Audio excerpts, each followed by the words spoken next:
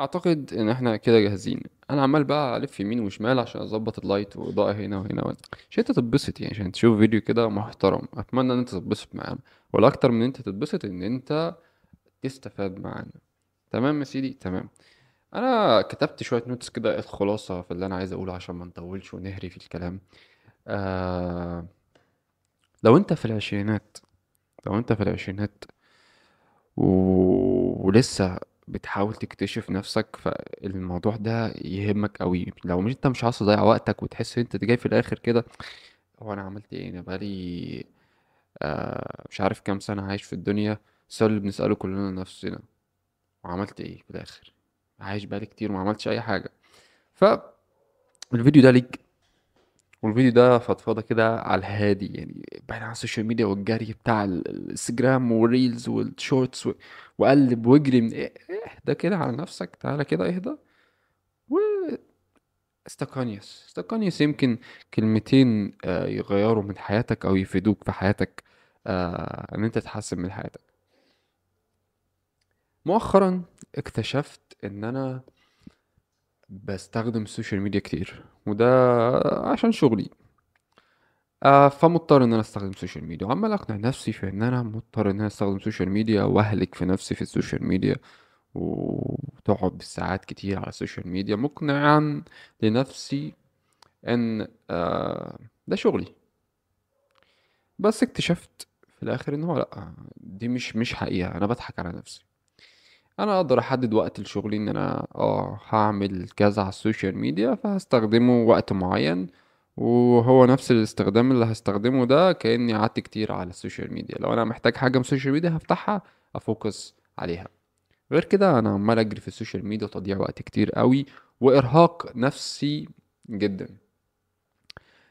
أم لما تيجي تسمع حد بيتكلم عن حتة ان انت بتقارن نفسك بالناس اللي على السوشيال ميديا، وده حاجة بتتعبك والكلام ده كله، تيجي تقول نفسك لا، انا مش بعمل كده.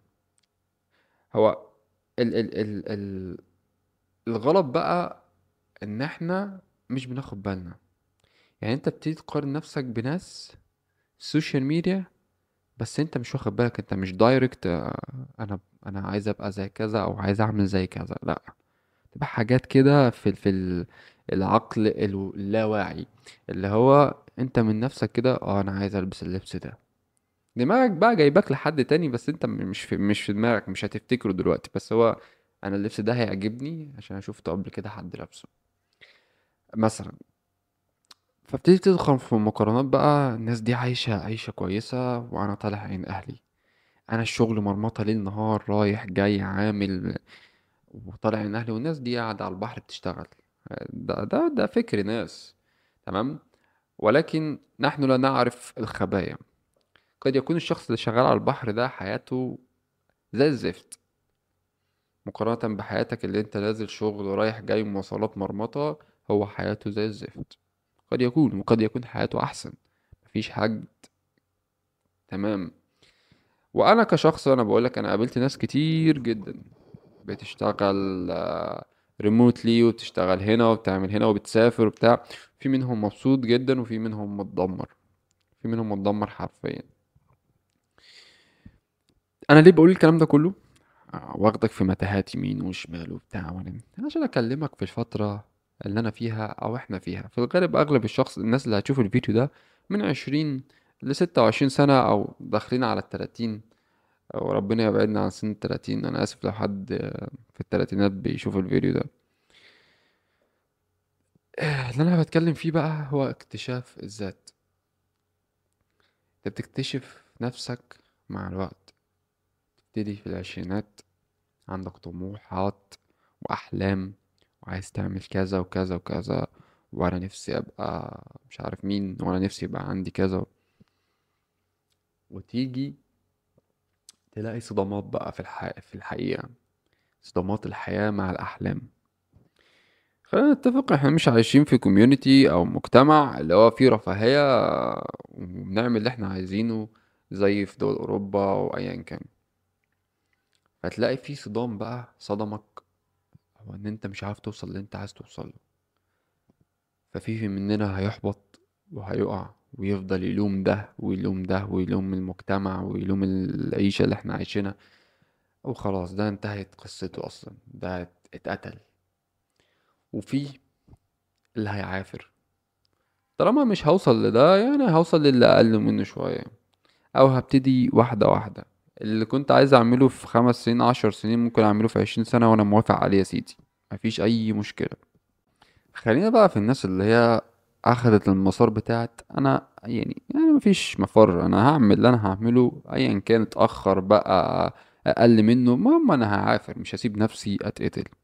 فالشخص ده بيبتدي يواجه ضغوطات ومشاكل من كل ناحية، لان هو في نقطة لازم ياخد ريسك في حاجات كتير قوي، واغلب الناس اللي بتاخد ريسك في الاخر هي اللي بتنجح. يعني دي شفناها كتير مع ناس كتير. فاللي مثلا في مجال وشفت لمجال تاني عشان شايف ان هو ده الصح، بس عشان ياخد الخطوة دي لازم يريسك بحاجات كتير، ولازم يتعرض لضغوطات كتير، سواء من الأهل من المجتمع من الصحاب من أيا كان ضغط مع نفسه هو، وهو بيكلم نفسه كده انت ازاي تعمل كده بعد سنين دراسة وسنين تعب and so on. تطلع اللي هو لأ، في نفس الوقت بتقول لنفسك طب ما هو أنا لو ما جازفتش في حياتي دلوقتي أنا هجازف امتى؟ انا دلوقتي شخص مسؤول من نفسي بس يعني، بعد كده هبقى مسؤول من عيلة واهل وحوار كبير قوي. فبتضطر تضغط على نفسك ان انت تاخد ريسك، فكل دي مشاكل بتضغط عليك نفسيا.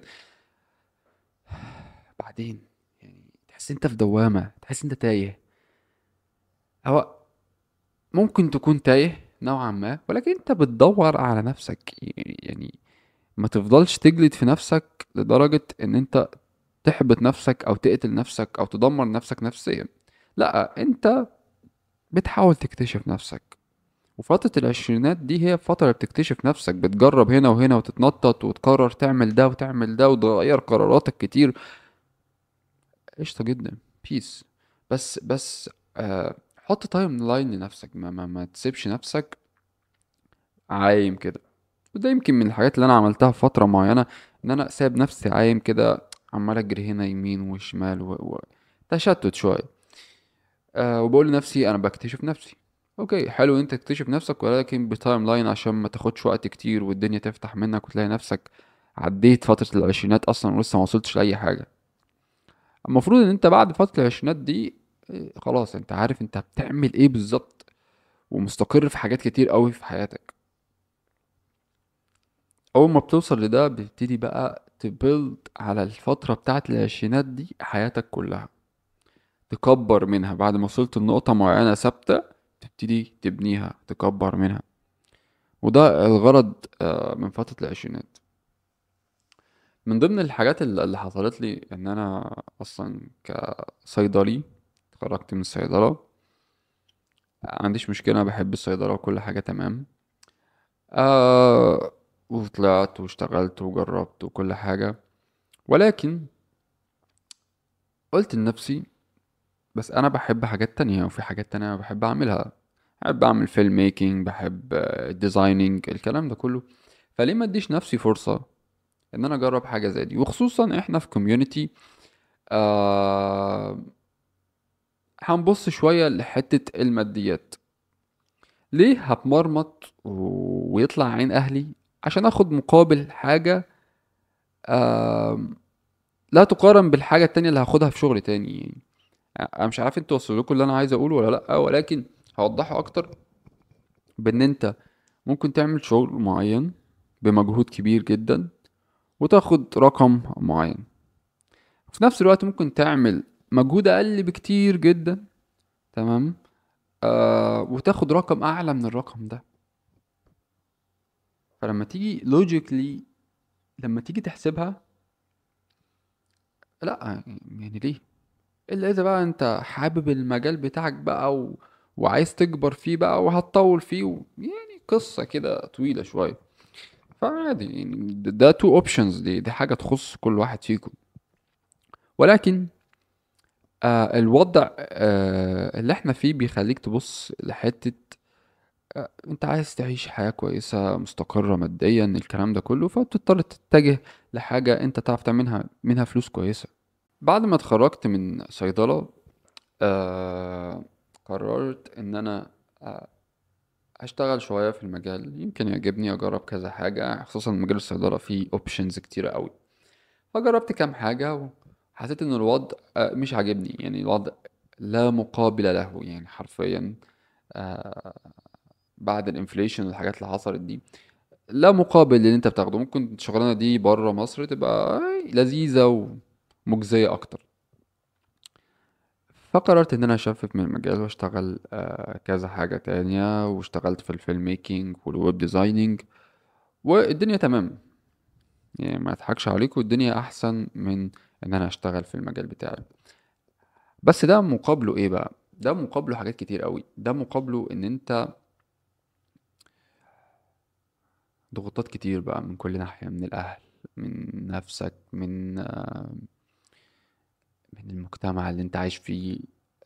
بتلاقي ضغوطات من كل ناحية تقول لك لا انت غلط. والرد الوحيد اللي انا كنت برده هو انا سيبوني، يعني سيبوني اجرب، سيبوني اخبط، سيبوني اتعلم. يعني دي فترة المفروض ان انا اجازف فيها في حاجات كتير قوي. يعني ادوني فرصة ان انا اجرب، ولو فشلت عادي، يبقى انا غلطت واتعلمت من غلطي، وارجع اشتغل مثلا في المجال بتاعي، او ارجع اعمل اللي انا كنت بعمله. فانت لو في سن العشرين حقك ان انت تجازف بحاجات كتير، حقك ان انت تخبط وتتعلم وتجري يمين وشمال واعمل اللي انت عايزه. ولكن في اساسيات يعني لازم تبقى ماشي عليها. مينفعش مثلا تيجي في نص الجامعة وتقول لا انا هسيب الجامعة. ده قرارات هيتبني عليها قرارات تانية كبيرة. يعني خلص جامعتك، ادرس اللي انت عايز تدرسه، اللي انت حابه او شايف ان هو هيفيدك، ادرسه وخلصه. بعد ما تخلص جامعة ابتدي الفترة بعد الجامعة دي خبط براحتك. جرب مجالك، ما عجبكش جرب حاجات تانية، خبط يمين وشمال، ولكن في تايم لاين او فريم يكون محدود، عشان الموضوع ما يفتحش منك وتلاقي نفسك ضيعت وقت عمرك على الفاضي وانت بتخبط. والله انا معايا سنة هعمل كذا، لو ما ينفعش خلاص يبقى ده مش هو. طب هجرب السنة التانية هعمل كذا، ما ينفعش يبقى مش هو. and so on لحد مثلا وقت معين، لا خلاص يبقى انا كده خليني في مجالي. طب هجرب افتح بيزنس، هفتح بيزنس واتنين وتلاتة ويقع، واتعلمت كتير قوي.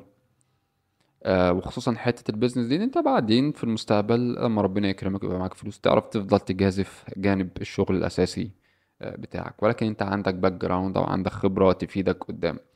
فده وقت حلو جدا ان انت تخبط في حتة البيزنس، او ان انت تعمل شغل هنا وهنا، او تشارك وتتعامل مع ناس كتير. جامد جدا. جرب، جرب، ده هيفيدك قدام. وصدقني كل اللي انت مريت بيه مش مرة عبث. حتى لو الوقت ضاع او فشلت في كذا حاجة، ده ما مرش عبث، ده بنى عندك باك جراوند واكسبيرينس. انت في المستقبل هتستخدمها حتى لو انت مش مدرك ليها. هتستخدمها قدام. حاجات مريت بيها وقعت فيها عمرك ما هتقع فيها قدام، لان انت عارف المشكلة دي فين. مش حابب اطول اكتر من كده، يعني انا شايف ان ده كفايه وقت، كفايه ان انا اعبر عن كام حاجه كده للناس اللي في سن العشرينات وحاسه ان هي تايهه شويه او بتخبط في الدنيا شويه. اتمنى ان المسج دي تكون فادت حد، او حد هيستفاد منها. ولو انت عجبكوا النوع ده من الفيديوز قولولي ممكن نتكلم في ايه. هنعمل كذا فيديو الفتره الجايه، وهشارككوا حاجات انا خضتها. في منها كبير ومنها حاجات بسيطة جدا، ولكن اللي بتتعلموا منها كتير قوي. آم، فأتمنى إن الفيديو يعجبكم، وأتمنى إن انتوا تسبورت لينا باللايك والكومنت وتقولوا لنا رأيكم في الفيديو. يلا thank you for watching. I will catch you next video.